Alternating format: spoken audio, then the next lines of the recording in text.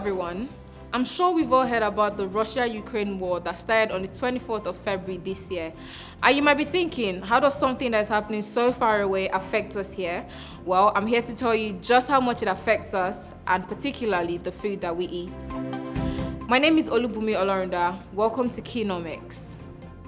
The current increase in food prices that we're all experiencing is to a large extent caused by inability of farmers to engage in full-scale farming due to insecurity in the Middle Belt and in the North. This situation has been compounded by the Russia-Ukraine war, whose effect is being felt all over the world.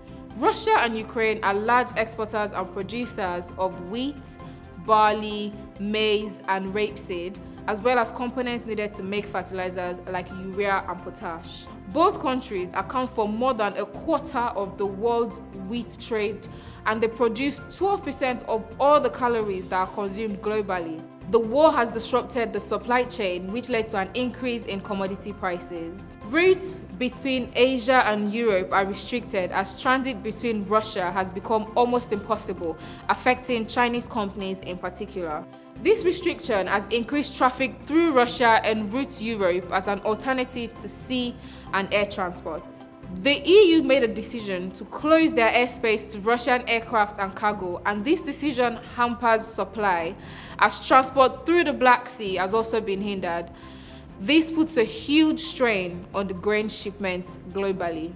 And because of the war restricting the transport of certain food items, countries are now engaging in what we call food protectionism by banning exports of certain food items to make them enough for local consumption.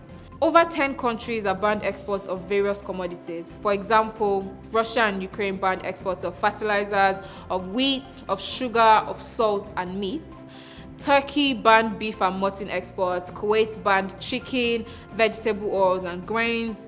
Algeria banned pasta, wheat, vegetable, and sugar. Indonesia, which is the largest producer of palm oil in the world, has banned palm oil exports. And the latest bans are from Malaysia and India, who banned chicken and sugar respectively.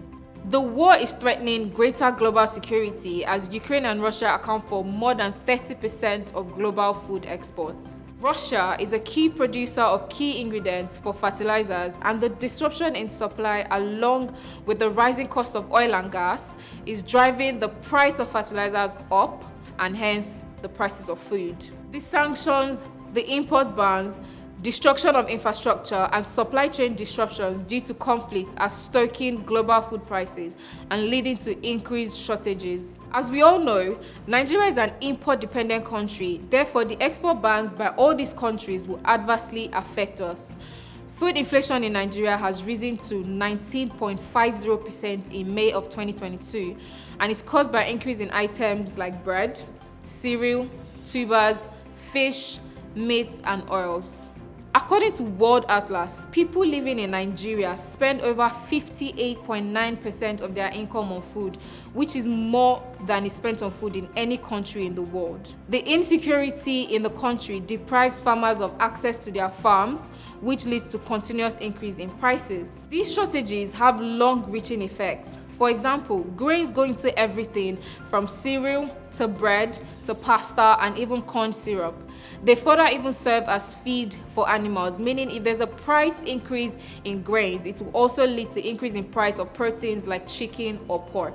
Businesses can protect themselves by finding grain substitutes and diversifying supply chains. This diversification would help mitigate costs that would ultimately be passed down to customers.